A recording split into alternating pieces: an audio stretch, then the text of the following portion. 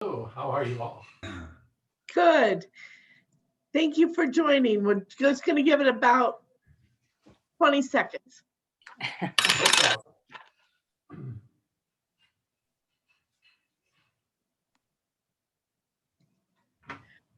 Welcome, everybody, to the last Thursday Lunch and Learn for Balfour Senior Living.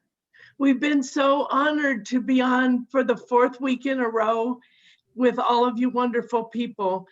Today, we're going to have a guest speaker. His name is Rick Romeo. He is from the law offices of Vincent, Romeo, and Rodriguez right here in Louisville. Rick has been a great partner to us at Balfour. I can call and ask that office any dumb question I want, and they always know the answer. Anyway, I want to welcome Rick. We're going to talk today about POAs, trusts, wills, and then any questions you have after that. Thanks for joining. Rick, go ahead. All right. Hello, everybody, and thanks for having me today. So the topic is estate planning, and I'll define that as it's an interdisciplinary process of planning for the accumulation of wealth and the disposition of that at death. And it often involves a team of individuals, an attorney, an accountant, financial advisor, maybe an insurance agent. So we're going to go through some of the steps and definitions and ways in which you can go about doing this and what some of the terms mean, and then we'll have some time for questions as well. So I'm just going to jump right in. So why is it important to have a plan? Well, that's probably obvious, but if you die without a will in Colorado and in most states, the state basically decides how your assets are going to be distributed. And that may not be the way you want them to be. You might find things going to your old Uncle John instead of, your cousins or children or others. I mean, there's a scheme that the state would impose, and you would have your assets distributed perhaps the way you wanted, but perhaps not. So having a plan is not that difficult to do, but it's very important to do.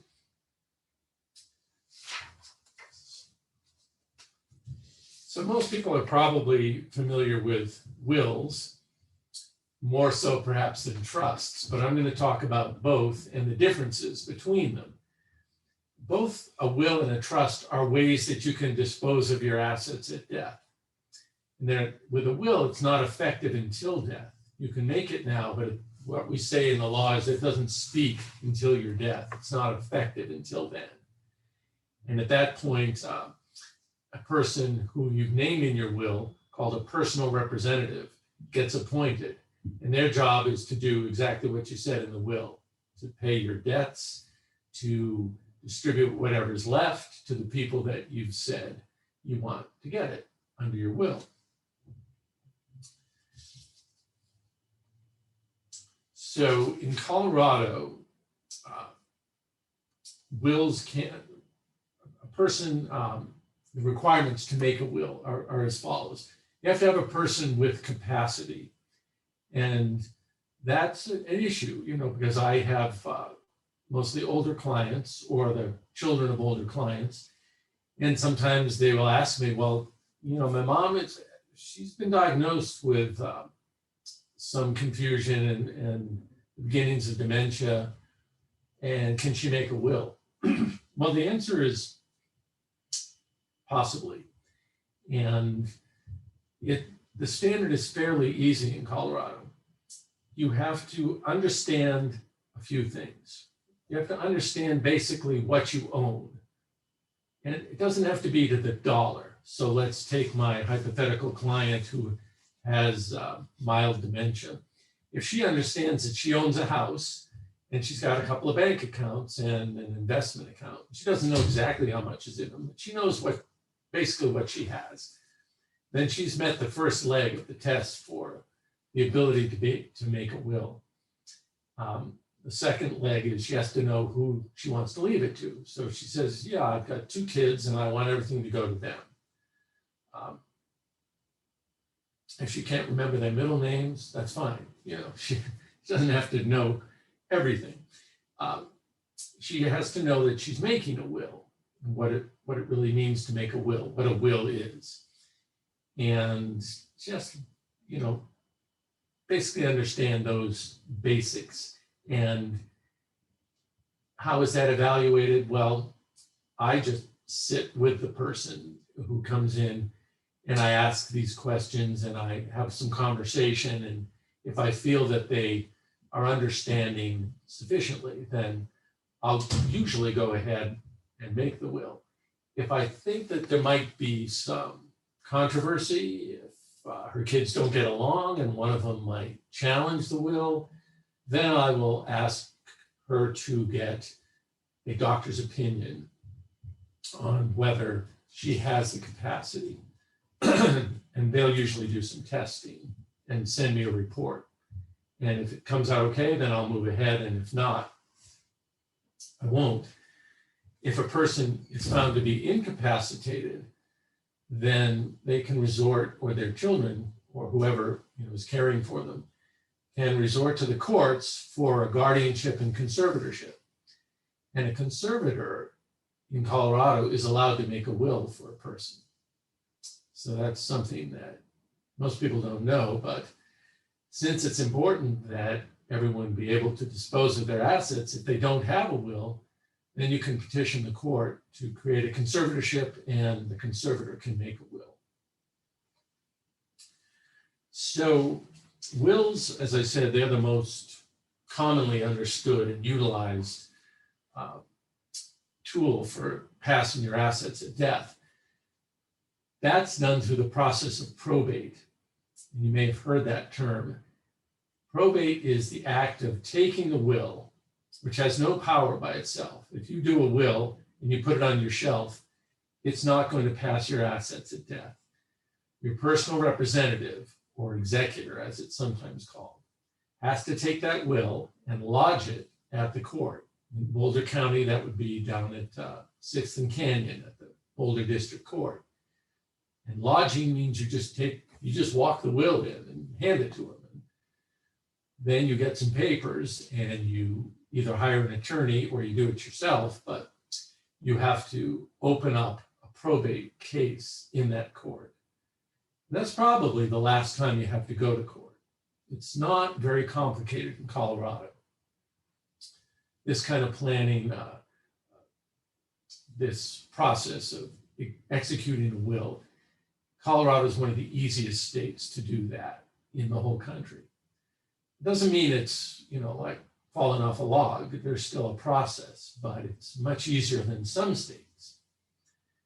And once you're appointed as the personal representative, if you're the one named in the will, then you have all the power to do what you need to do, to collect assets and distribute them and pay the debts. And because there is a court involved, even though not actively, but if some kind of problem came up, you have the option to and the ability to petition the court for instructions on what you should do next. So that's wills. I want to talk a little bit about living trusts. And this is the alternative way of leaving your assets at death. You might have heard someone like Susie Orman on TV talking about trusts, and your financial advisor might have said, well, I think you should consider a trust here. Well, what are they talking about? What is this thing called a revocable living trust? Well, revocable means once you make it, you can change it, and that's good. The same thing is true of a will. You can always change a will until your death, and then you can't. But the revocable living trust can be changed.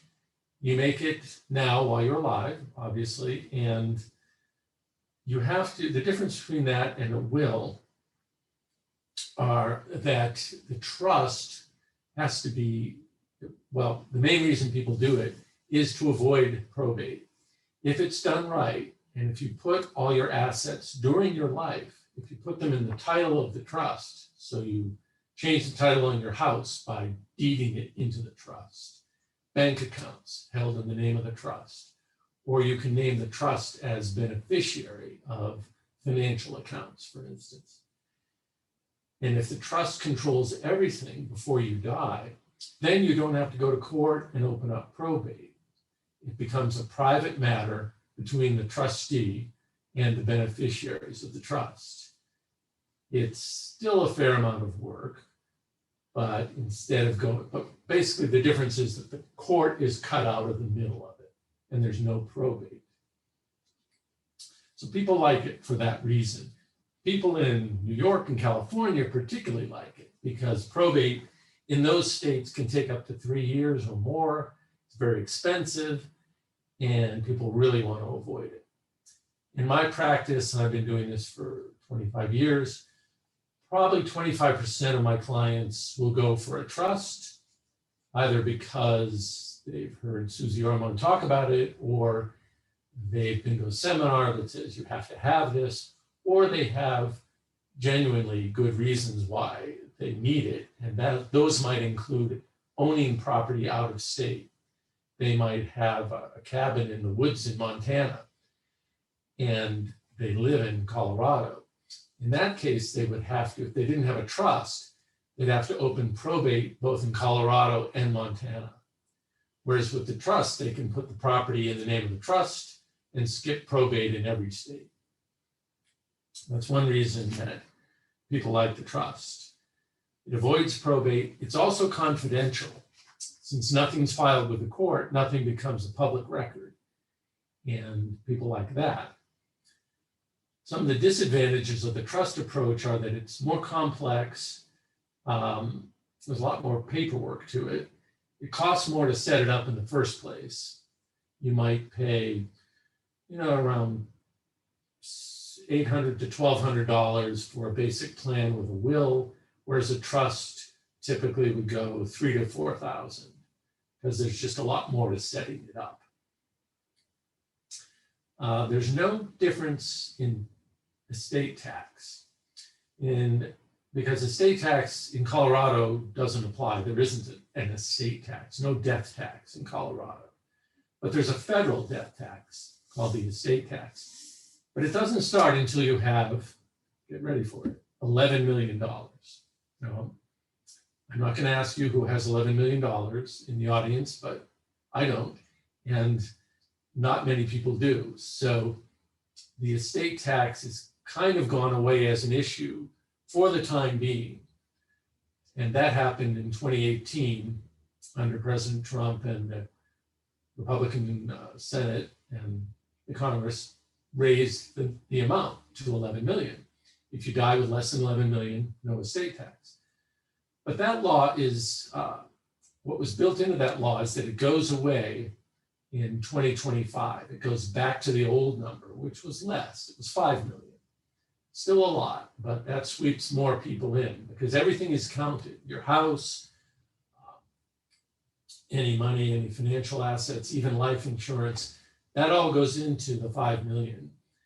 So if in fact nobody changes that law and keeps it at 11 million, it'll go back to 5 million. And with the Democrats controlling everything now, it could even go lower. So the estate tax could go down to 2 or 3 million as a threshold. And then if you live in Boulder County, your real estate alone is probably pushing $1 million because it's so inflated. So just keep an eye on that. If you hear that the estate tax limit has been lowered, then that's something to think about trying to talk to an attorney about and do some planning around that. There are things that you can do that are kind of beyond the scope of this talk today, but for now, we're all safe with that 11 million. So I want to talk a little bit about alternatives to a will and a trust, other ways that your property passes at death. This is really important because people just think about a will and a trust, and they forget that their property could also pass in several other ways. The first one is joint tenancy. So if you're married and you have a house and bank accounts, chances are they're all in joint tenancy. And what does that mean? It means both names are on them. And immediately at the death of one of the joint tenants, the other one owns it by operation of law, which means nothing has to happen. You don't have to go to court. You don't have to sign anything. It just, well, you have to present a death certificate. If it's a bank account, you present a death certificate to the bank, and then that account becomes your account. Some people hold these joint accounts with an elderly parent because that makes it easier for the adult child to help the parent manage accounts. What that can mean, though, is that that account goes only to that child. And if the mother's will or father's will says, I want everything to go 3 ways to my 3 kids, well, that joint account is only going to go to the one daughter or child who's on that account. So you have to be careful in understanding the difference between how these assets that are passing outside of your will interplay with your will. So joint tenancy is one way that happens. It just goes right around the will. Will has no power. It walks around the will, if you will. And that may not be what you want. So you have to understand that. Also, beneficiary designations. Financial advisors are very fond of saying, well, here's your investment account, and you got, $100,000 in it. Good job. Why don't we name a beneficiary on that, or beneficiaries? And then you go ahead and do that, which is fine. But again, you have to understand that those beneficiary designations mean that account is going to pass directly to the kids or whoever you name there as beneficiaries, and it won't pass under your will. Sometimes that's a good thing, and sometimes that can cause a problem. If you have a child with disabilities, for instance, who grows up and, maybe it's Down syndrome child and they're on public benefits and you don't want assets to go to them, then you want to be sure you either say that in your will or you don't name them as a beneficiary.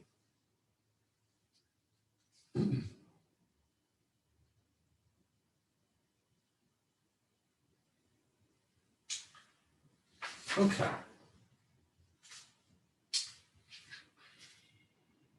Other ways that property passes outside of a will or a trust: life insurance, that's a contract. So that's always going to pass by a beneficiary designation, or almost always. You can name your will, your estate, as the beneficiary of a life insurance policy. And that's not commonly done, but there are reasons why it might be.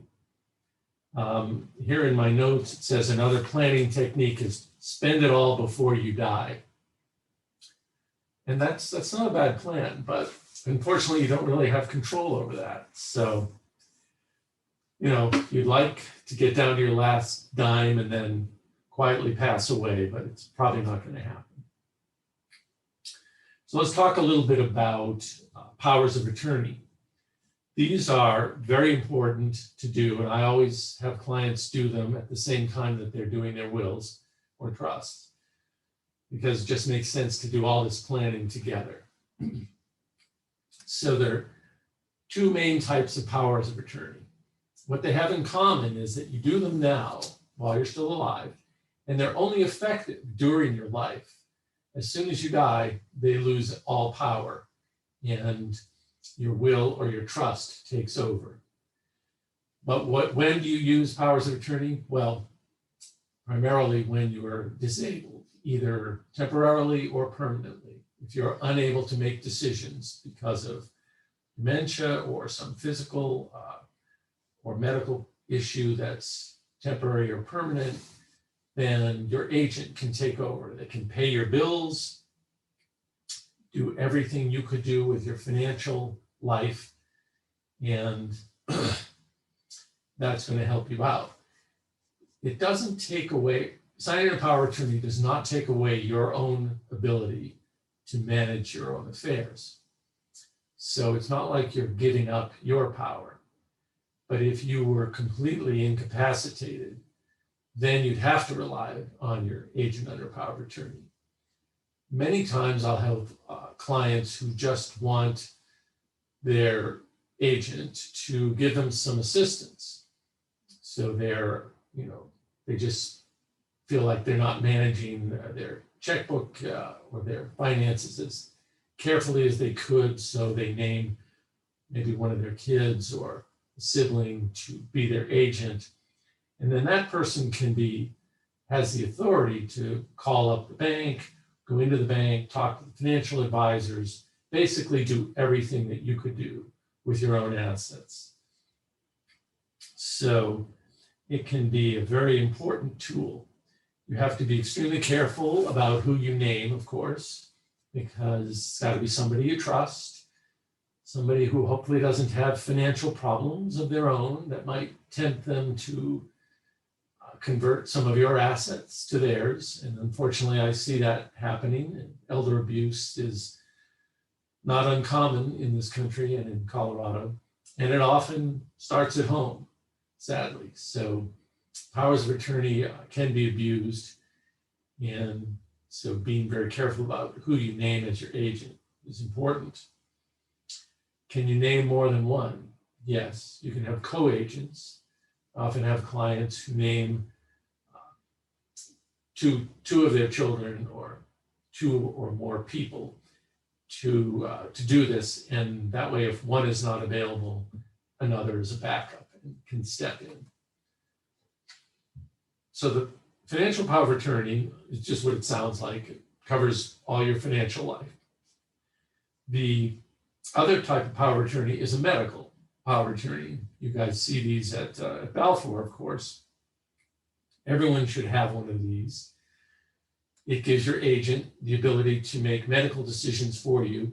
Again, it does not take away your own ability to make your own medical decisions. And the medical personnel, doctors, ER, nurses, whoever, they'll try to get a decision out of the patient who's sitting in front of them. But if they really determine that that patient does not have decisional capacity, then they're going to turn to the agent under power of attorney to make that decision. So again, got to be very careful who you name, somebody that you trust, of course, and somebody that knows what you would want particularly in an end of life situation, so that they'd be able to step in and make those decisions for you. And that's where some other related planning tools can come in. There are documents like the 5 Wishes document, which allows you to spell out in more detail what you're thinking about when you're in an end of life situation. So looking ahead, I only want comfort measures, or I want you to try this or that, but not the other thing. And you can spell that out in some detail. Going along with a power of attorney is what's called a living will, which is not a will at all. But this is the document. It's called an advance directive because you're making it now and you're saying what's going to happen when I'm in a terminal condition. This document doesn't appoint an agent to make a decision for you. So once you've done it, it does stand for your decisions. And I imagine that Balfour, for instance, probably likes to have these on file for clients. Most facilities do.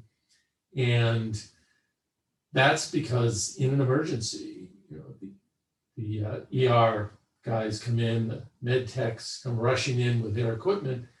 They are supposed to shock your heart back into function unless you have executed some kind of document that says, don't resuscitate me. That's an advance directive. A living will doesn't do exactly that. You have to have the separate DNR. But the living will basically covers everything else and says, don't provide treatment to me after I'm in a terminal condition and after 2 doctors have said so in writing. So that's the trigger. 2 doctors have to say that you're terminal. And then you can fill that document out now and say, when that happens, either stop everything immediately, or you can specify a number of days. And some of my clients will put 3 days in, maybe 7 days. They want their children who are scattered all over the country or the world to come back if they want to. And so they might agree to having life-sustaining procedures continued for a little bit of time, even after it was clear that they were terminal. Occasionally I'll see people say 30 days, but that's pretty rare. But it's your choice. You get to fill it out the way you want it on that document, and you can always change your mind and do a different number of days. Colorado fairly recently passed a variation on a living will called the MOST form, M-O-S-T. That's a green form. It's almost always green. I don't know why, but that's how it's identified. And it does some of the same things as a DNR, do not resuscitate. You can specify in it that you don't want to be resuscitated, but it also does some of the things that a living will does. And a lot of facilities are using the MOST form now for their clients who don't have any advance directive.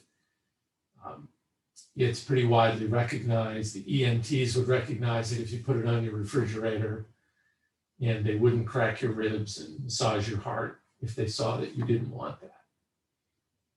So these are, really important documents that you want to be sure as part of your estate planning process that you do them.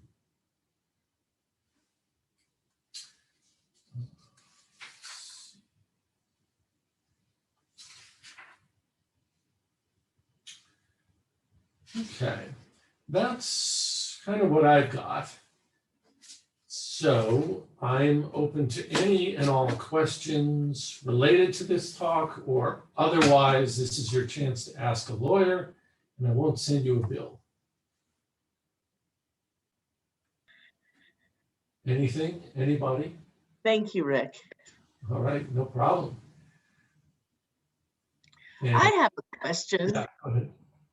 If you have a medical proxy that was done at the hospital because the patient was in poor shape and was unable to do, or they were unable to find a power of attorney. Right. How long is that good for? Is that a forever document or?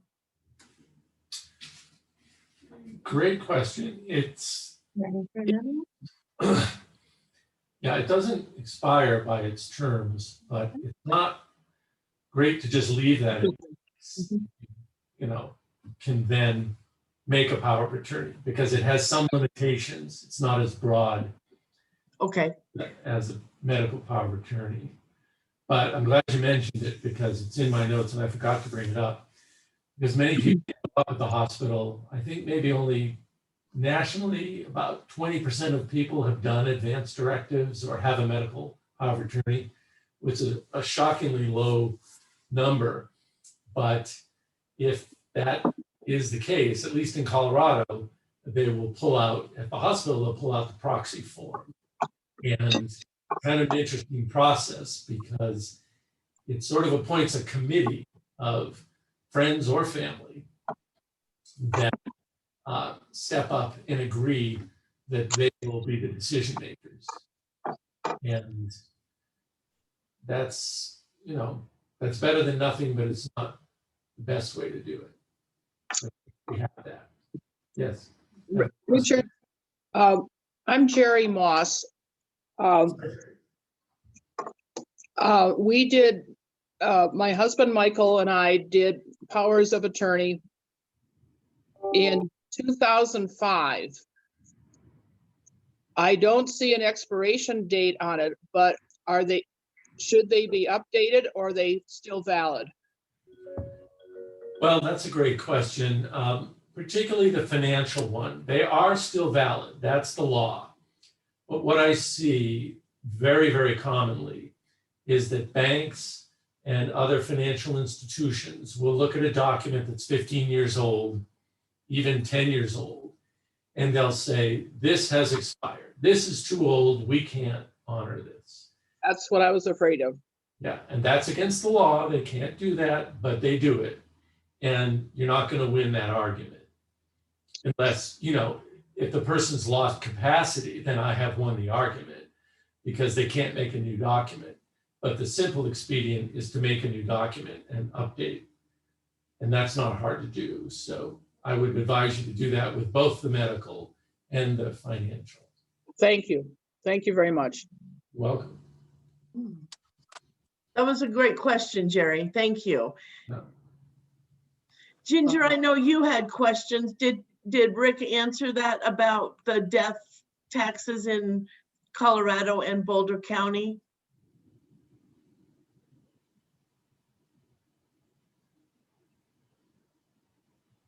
Ginger? Not sure if she's there. Okay. Well, anyway, she had that question and I believe you covered it. I mean, I felt satisfied with the answer. I hope she was. Yeah, it's something to keep an eye on because it will change in the next 5 years, I predict. Okay. All right. I've got a question. Yes. We've got 2 kids and they're listed in, I think, a trust within a will. One of them doesn't want to communicate with us. And I don't know what would happen if my wife and I both die and he doesn't cooperate or doesn't respond. Would things then just default to his sister, or would that hang everything up for a long period of time? Well, that's a good question. The personal, so it sounds like you have a will, but within the will, there are minor trusts that Right. the kids Right. might be young. Yeah. Well, no, they're not young, but our daughter's financially irresponsible. Okay, that's another common reason why they're set up that way. And originally we had our son to be the one who was sort of the trustee, but now that he wants nothing to do with us or his sister, then we changed it to a financial institute to carry that. But I still don't know what would happen if he doesn't respond. Yeah. So there are good ways, with the internet now to find people. It's pretty hard to hide. Right. Your electronic thumbprint is on everything. So the personal representative, being a professional, would probably turn to this, know to turn to this expedient. But that is to do a search, and you can use funds of the estate to pay for that search, but try to find the heir and then make the distribution. Most people will be very happy to be found if they know they're going to get money. But this does become an issue. The disposition to your other kids could happen if this one couldn't be found, but it would definitely hold things up. Okay. Until everybody was found. Yeah, I think they could find him, but he's refused other things. He sent checks back. Yeah. And refused when, like, a grandmother died and they were trying to do stuff. He would not sign documents. So I don't know. That Well, would, and a beneficiary under a will or a trust can say, I don't want it. And that's called a disclaimer, and it's legal. And Colorado has a procedure for it. Generally, what it means is that that particular gift goes back into the estate and gets divided among the others. thank you. I have a question. Yes. I had a will and both of those power of attorneys done about 15 years ago when my husband died. And the lawyer who did them for me is no longer in practice. How do I find out if someone has my records and who to go to? Do you have the original will? Yes. Okay, that's important that you have that in your possession. The powers of attorney, copies can be utilized. if you want to just be sure that you have a relationship with a lawyer who's younger and going to be around at your demise, that might be a good idea. I don't know how you'd find the records from the old lawyer, except perhaps through the Bar Association. But it may not be that important if you have the documents and you just, wanted to establish a new relationship with a new lawyer. It wouldn't hurt perhaps to update your documents pursuant to the question we had a little while ago about 15-year-old documents. Right. Not expensive to do. And in that process, you could get yourself into the records of a new attorney that does this kind of work. And that might make you feel a little more secure about things. Yeah, I just thought if someone had the records, they would be easier for them to update it also. Not really for this kind of thing, because you've got the copies and you can look at those and say, if you have changes to your will, for instance, you can read the old will and say, well, that's not what I want. You can mark it up, not the original, just a copy, because you void the document. If you mark on an original will, it's void. So everybody listen to that and don't do that. But what I tell people who want to change their will is, take a copy, mark it up the way you want, make some notes before you come to see the attorney, and then you can have a discussion, and then the attorney drafts a new one for you, and then you're ready to go. So having the old documents or the old records is probably not as important. Okay, there was a question from Ellen Herring. Is a will from another state valid in Colorado? Is the answer the same if the will is 25 years old? It is valid. Wills are portable, as we say.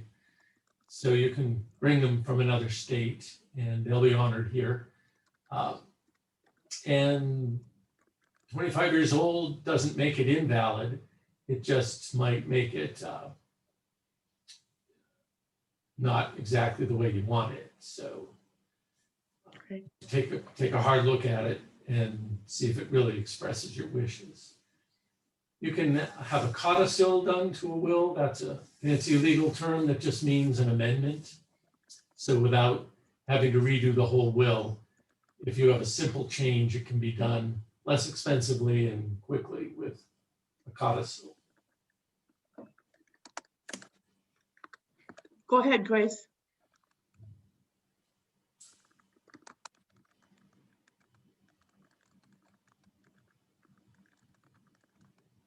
Grace, can you unmute, please?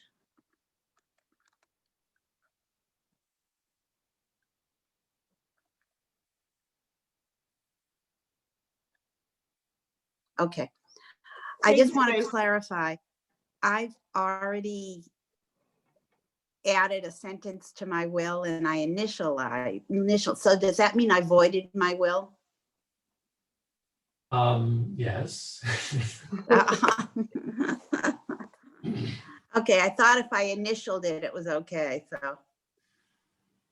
No, it's just something in Colorado that they don't want to see.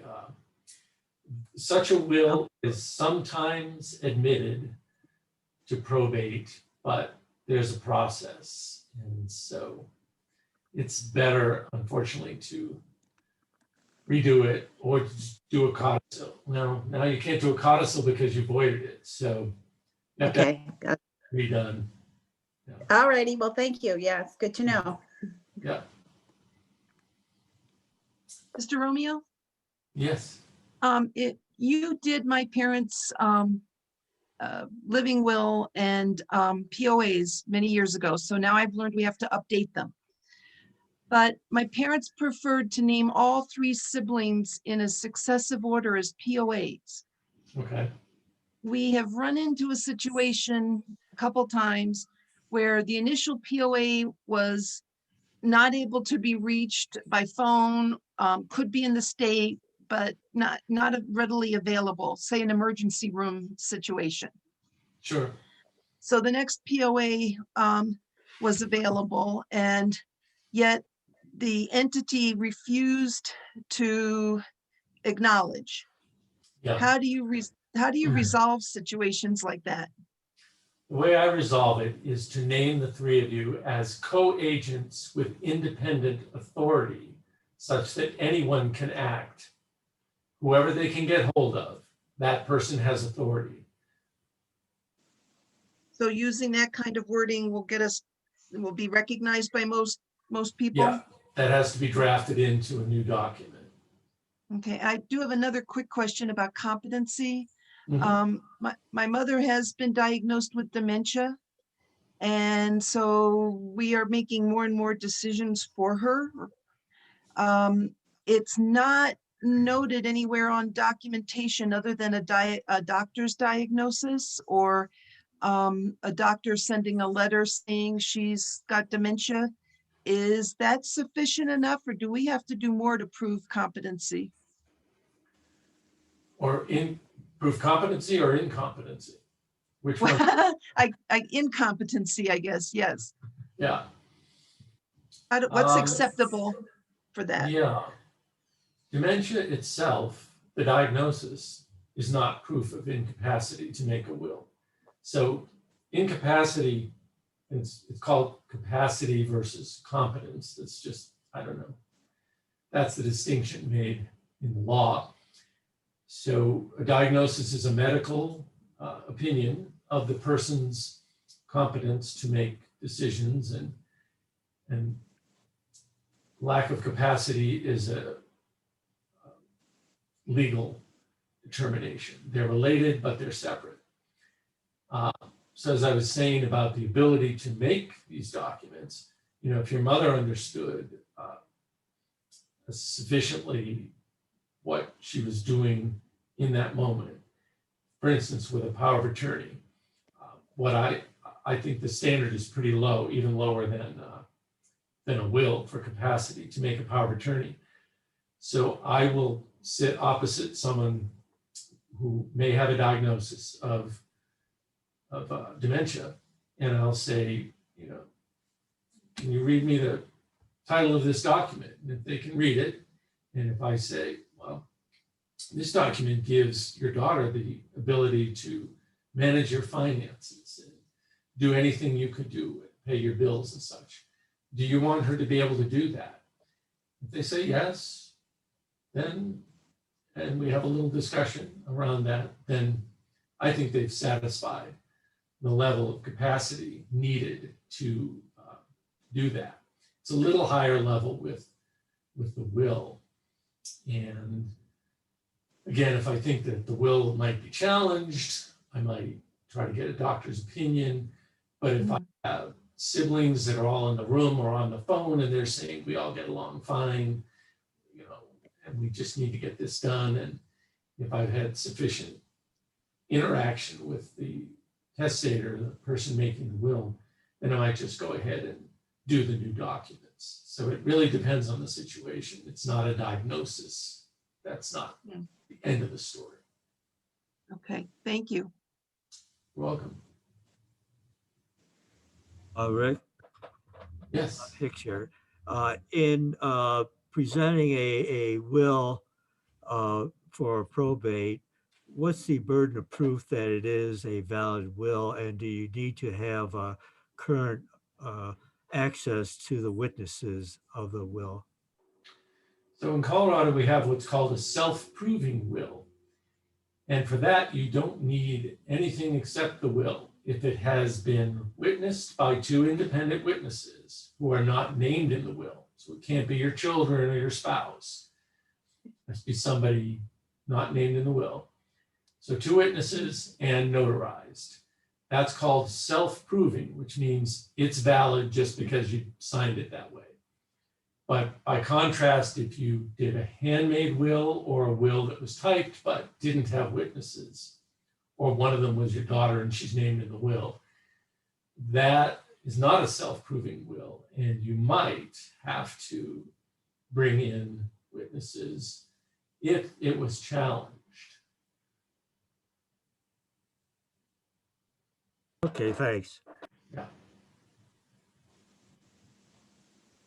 Other questions?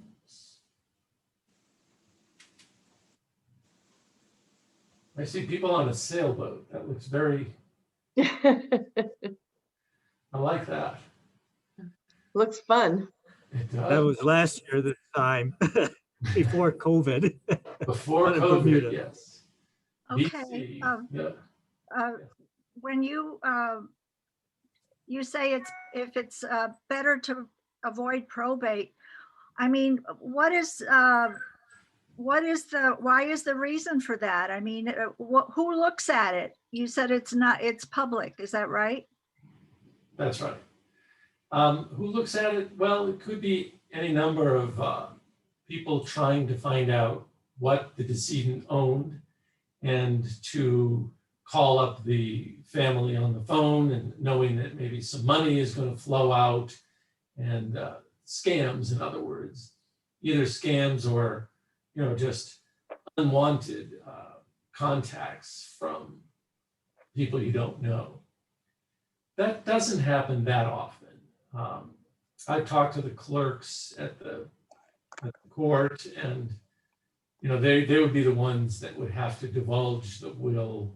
It's a public record, so they'd be the ones that would have to, decide if they were going to show it to somebody from the outside asking. And they have told me they don't get many such requests. And to be clear, I'm not recommending will over a trust or vice versa. I think it depends on the circumstances, but I do many more wills than I do trusts, because probate in Colorado, I don't think it's a bad thing. It's not expensive or time consuming. And it does give you an orderly process for administering the will. So I'm a pretty big fan of probate, and therefore of doing wills versus trusts. But there are reasons why trusts are either preferred, or in some circumstances, they're actually the best solution. I have a question. I'm moving from New York State to Colorado, and I'd like to know, is there a state tax as there is in New York, in Colorado, and also on the estate tax, but the estate tax, does that vary from state to state, or is that a national? That varies. Every state is allowed to impose their own estate or death tax. Colorado does not have one. New York does, to my knowledge. So it depends on the state, but Colorado doesn't have one. So you would only have to deal with the federal, which is currently the $11 million limit. Okay, but that's federal, every Yes. state. Yeah. Thank you.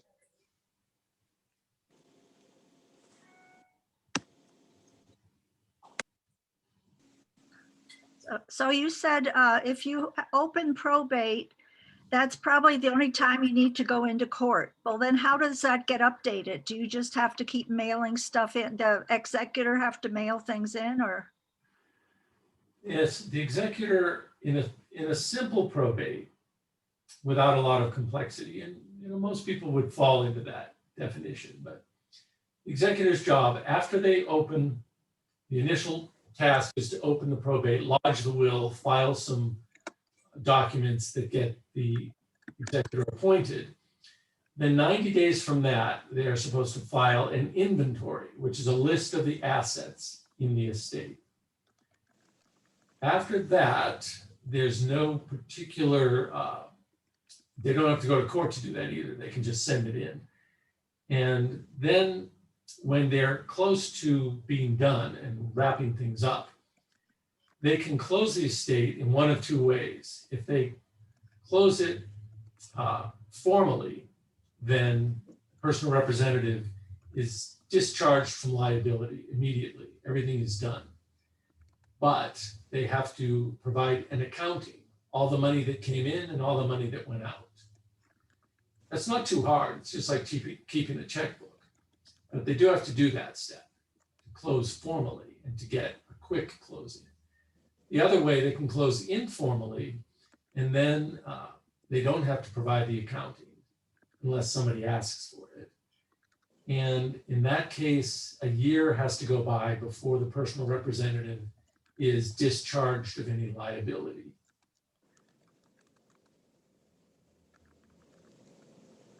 Okay, thank you. Yes. Did that answer your question, Julianne? Yes, it did. Thank you. Okay.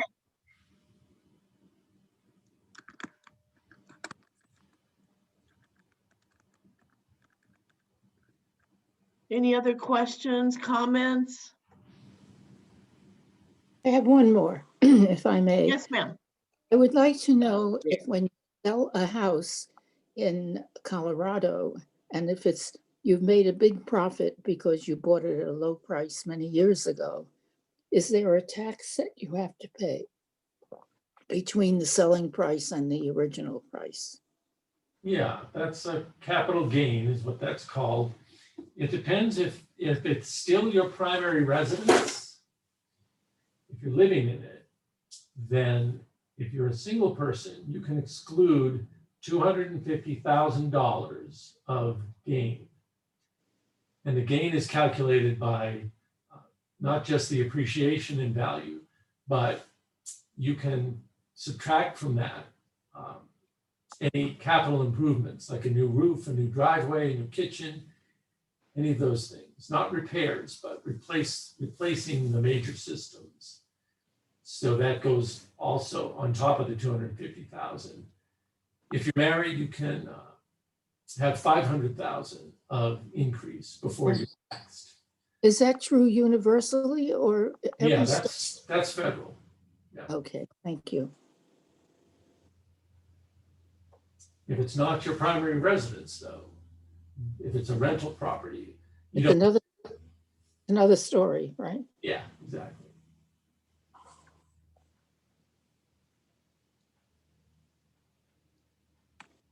Anyone else? I wanted to extend to you all that we do have blank most forms at Louisville. If you're interested, we can certainly mail you a most form to have on your refrigerator. It's a good idea. What kind of form was that? The most form? I don't know what that is. Don't those require a doctor's or some medical person's signature also? Yes, they do. But you can take it and fill it out the way you want it, and then ask your doctor to sign off. And Lorraine, or whoever asked that question, it's a I did. medical order for scope of treatment. And it's a kind of advanced directive where you say now what you want to happen if you're in an end of life situation. Thank you. Good thing to do. All right. Anything else? I can't get this to work. Yeah, you're working. Go ahead. Oh, was that working? Okay. My name's Barb Bandel, and I was wondering about that most form. I think I have one. I mean, I have something on the refrigerator, but I may want to change it. As far as my directives, okay? Do my directives count? I mean, my kids can't come in here and say, keep her going. Right, they can't, an agent under power of attorney can't override They can't. your living will unless you said so in the document itself. Now, in the Colorado living will, there's a place where you can check off that you want to give the last word to your agent. Yeah. Some people, you don't know what's going on in the ER or the ICU, and maybe you want your agent to be able to make a different decision. And I definitely have clients who check that box. And then I have clients who say, I want this to be absolutely unassailable. Nobody can change what I'm saying here. And then you check off that box. So that's a nice thing about the Colorado living will form is you get that choice. And my Okay. wife liked that because then the kids wouldn't feel like they made a decision to end her life, for example. Yes, that's a common reason why people will do that. Yeah. Okay, how do I get that? Another copy of that? The Colorado living will form is, Mhm. it's available online.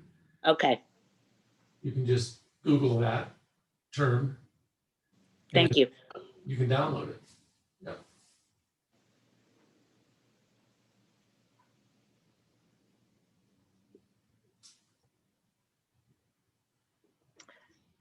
Anybody else? I just want to say it was an excellent lecture, really informative, and it was wonderful. Thank you. Good. Thank you. Thank you. Thank you. And you're still Not- holding room for me over at Balfour, right? Oh, yeah, I got it, Rick. I figured it out which one I want you in. Good. I didn't hear who our hostess is. I'm sorry, my name is Judy and I work in the leasing team at Balfour. Okay, I hadn't met you. Thank you. I just wanted to say a quick thank you to everybody too. My name is Sean Northcutt and I also work in the leasing office. So thank you so much for joining. It's nice to see some familiar faces who've been able to join for some of the other luncheons. Thank you so much, Richard, for your time. We really appreciate it. No problem. And joined from our marketing team. And so she would just like to make a couple of quick announcements. And again, if anyone has any more questions before we end, thank you so much. But go ahead, Ann. Yeah, I just wanted to mention some of our upcoming events. These will be going on within the next month. We have a brunch with Balfour open house, and that will include tours of the cottages. That is on Thursday, February 11th from 8 to 10. Then we will have another one of these virtual lunch and learns, which the theme is going to be long-term care insurance. And that the speakers for that will be Balfour healthcare staff. And that is Thursday, February 18th starting at noon. The meal will be a surf and turf, including sushi. And then lastly, we're going to have a virtual beer tasting, and that is kind of similar to this, a sip and learn. Balfour will provide the beers, and that will be Wednesday, March 3rd, starting at 4. Yeah, and I think the only thing that I would quickly add is the next event that we have on February 11th that Ann mentioned, we will be doing campus tours. So you'll be able to see not only independent living, but Lavender Farms and Balfour retirement communities. And so that will be a fun one. And we're excited. That will be, like Ann was saying, a morning one, so 8 to 10. So if you're a morning person and you want to come and have a cup of coffee and join us for a tour around the community, we'd love to have you.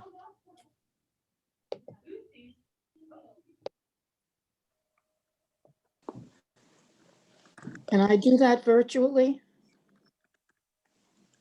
We can always do a virtual visit if you would like, but the one that we are doing on the 11th of February will be an actual face-to-face. But if you would like to do a virtual that day, Lorraine, we would love to schedule that with you. We can Okay, make that happen. Yeah, of course. Anything else on your end, Judy? Thank you so much for being such a gracious host. I appreciate it. Thank you. And thank you, Mr. Romero. Thank you. Thank you. You're always indebted. I'm always Pleasure. indebted to you. Thank you. Right. Glad to help. Thanks, Richard. Thank you Thank very you. much. Was very helpful. Thank you. Thank you. Thank you. Thanks, everybody.